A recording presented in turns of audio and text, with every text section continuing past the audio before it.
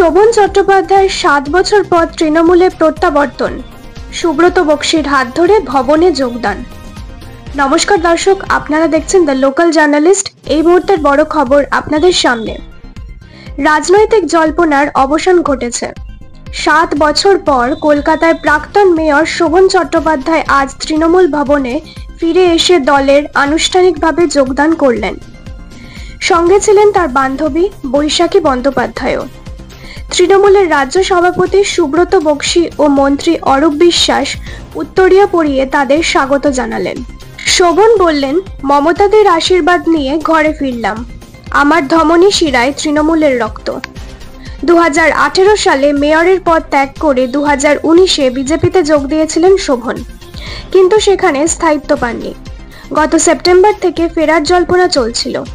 আজকের যোগদানের পর তারা অভিষেক বন্দ্যোপাধ্যায়ের সঙ্গে কালীঘাটে সাক্ষাৎ করবেন।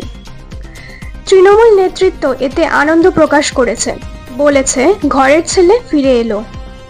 2026-এর বিধানসভা নির্বাচনের প্রেক্ষাপটে এ যোগদান গুরুত্বপূর্ণ।